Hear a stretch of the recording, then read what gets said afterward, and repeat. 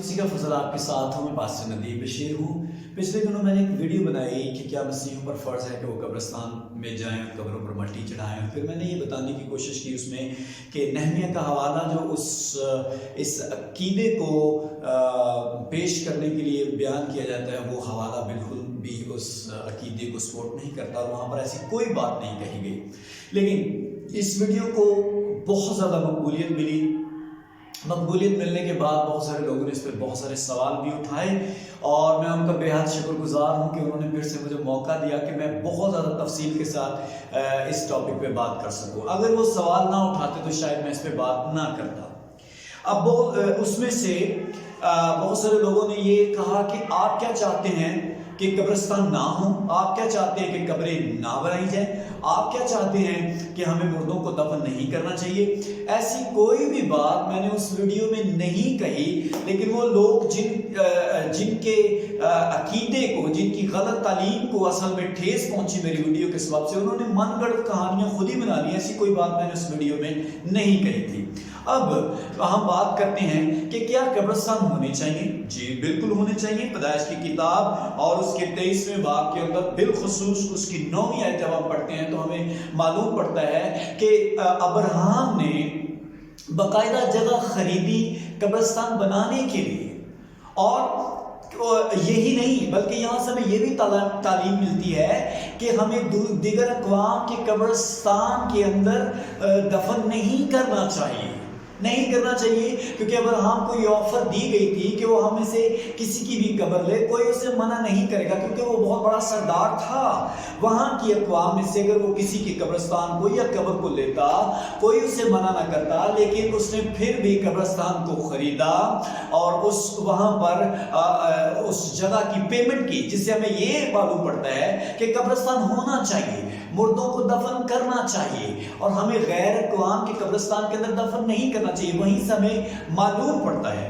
تو میں نے نہ پہلی ویڈیو میں ایسی بات کہی, نہ میں ابھی کہہ رہا ہوں. قبرستان ہونے چاہیے اور ان کی چار دیواری بھی ہونی چاہیے, ان کا انتظامات بھی اچھے ہونے چاہیے, وہاں پر لائٹنگ کا انتظام ہونا چاہیے, پانی کا انتظام ہونا چاہیے, یہ ساری باتیں درست ہیں. صاف صفائی کا انتظام ہونا چاہیے. اب بات لے کر آتے ہیں ہم اپنے بائبلی عقیدے کی طرف کہ اگر ہم یہ کہنا شروع کر دیں کہ خدا کی طرف سے کوئی قانون باندھ دیا گیا ہے کہ یہ سارا کام کرنا ہی کرنا ہے, جیسے ہم بائبل پڑھتے ہیں, جیسے ہم دعا کرتے ہیں, جیسے ہم روزہ رکھتے ہیں, جیسے ہم دیگر کئی سرمنیز جو خدا کی طرف سے احکامات دیے گئے ہیں ان کو فالو کرتے ہیں, کیا اس طرح سے یہ کوئی باقاعدہ حکم ہے کہ میں قبرستان پہ جا کر پھول چڑھاؤں, مٹی چڑھاؤں اور ان پر وہاں پر دعا کروں؟ ایسی کوئی تعلیم بائبل مقدس کے اندر نہیں ہے. میں پھر سے کہہ رہا ہوں, یہ ہمارا کوئی بائبلی عقیدہ نہیں ہے.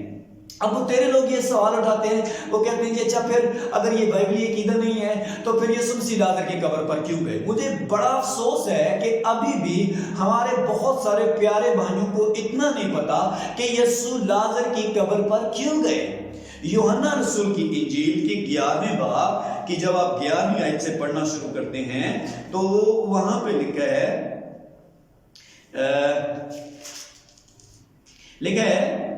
اس نے ان سے یہ باتیں کہیں اور اس کے بعد ان سے کہنے لگا کہ ہمارا دوست لازر سو گیا ہے لیکن میں اسے جگانے جاتا ہوں. یسوع میرے بھائیوں لازر کو زندہ کرنے گئے تھے. وہ اس کی قبر پر پھول چڑھانے, مٹی چڑھانے, قبرستان کو صاف کرنے یا کسی اور عقیدت مندی میں نہیں گئے تھے. میں بارہا کہہ رہا ہوں, صاف صفائی کی بات نہیں ہے, قبریں بنانے کی بات نہیں ہے, قبرستان کی مخالفت کی بات نہیں ہے, لیکن یہ کہنا کہ یہ ہمارا مذہبی عقیدہ ہے اس کی بات ہے کہ یہ کوئی مذہبی عقیدہ نہیں ہے میرے بھائی. سو لازر کو یسوع مسیح زندہ کرنے کے لیے گئے تھے. نائن شہر کی بیوہ کے بیٹے کو یسوع مسیح نے راستے میں زندہ کیا. یائر کی بیٹی کو بھی یسوع مسیح نے جہاں اس کی لاش پڑی تھی وہیں پر گھر کے اندر جا کر اس کو زندہ کر دیا. اب لازر اگر قبرستان میں تھا تو یسوع مسیح وہاں اس کو زندہ کرنے کے لیے گئے اور زندہ کر کے واپس آ گئے. That's it. اور اگر تو ہم اس مائنڈ سیٹ کے ساتھ قبرستان کے اندر جاتے ہیں تو پھر تو آپ یہ حوالہ استعمال کرتے ہوئے مناسب لگتا ہے, اچھے لگتے ہیں. لیکن اگر ہم وہاں پر اس مائنڈ سیٹ کے ساتھ نہیں جا رہے, ہم کسی مردے کو زندہ کرنے کے لیے نہیں جا رہے بلکہ کسی اور مقصد سے جا رہے ہیں, تو پھر اس حوالے کو استعمال کرنا نامناسب ہے. بہت سارے لوگ کہتے ہیں کہ یسوع مسیح نے لازر کی قبر پر دعا کی, ہمیں بھی کرنی چاہیے. भाई कौन सी दुआ की थी यीशु मसीह ने? यीशु ने सिंपल ये कहा कि बाप मैं तेरा शुक्र करता हूँ क्योंकि तू मेरी सुनता है। और उसके बाद उसने लाजर को आवाज दी और लाजर कब्र से बाहर आ गया। अब ये यीशु मसीह ने वहां पर किया, ये जुमले में ये दिखाने के लिए, लोगों को बताने के लिए कि लोग ये समझ लें कि भाई बाप की तरफ से मैं भेजा गया हूं, मैं कोई और शख्स नहीं हूं। आप ये सुन लो कि खुदा बाप मेरी आवाज को सुनता है, एंड दैट्स इट।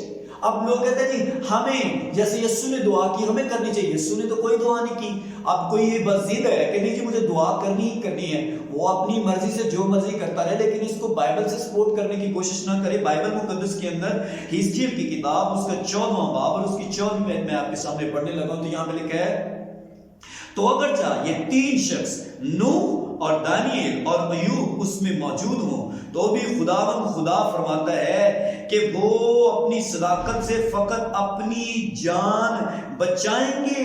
आमीन। और फिर 18वीं आयत में क्या लिखा है, तो खुदा फरमाता है मुझे अपने हयात की कसम, अगर चाहे ये तीन शख्स उसमें हो तो भी ना अपने बेटों को बचा सकेंगे ना बेटियों को, बल्कि फकत वो खुद ही बच जाएंगे। आमीन। जब ये नबी इतने मोहतबर लोग अपने बच्चों को नहीं बचा सकते, मुझे बताइए कि कोई हमारा अजीज फौत हो चुका है, अगर उसने यीशु को कबूल नहीं किया, बाइबल में लिखा है निजात पाने के लिए ईमान दिल से लाया जाता है और इकरार मुंह से किया जाता है, उसने ये दोनों काम नहीं किए, तो मेरी दुआ से वो कैसे बख्शा जा सकता है? मेरी दुआ से उसको कैसे बख्शिश मिल सकती है? सो मैं ये कहूंगा कि ऐसी कोई तालीम बाइबल की तालीम नहीं है। तो मुझे ये समझने की जरूरत है कि मसीह का लाजर की कब्र पे जाना एक फर्क था, हमारा कब्रिस्तान के अंदर जाना एक फर्क बात है, और इन बातों को हमें समझने की जरूरत है। आमीन।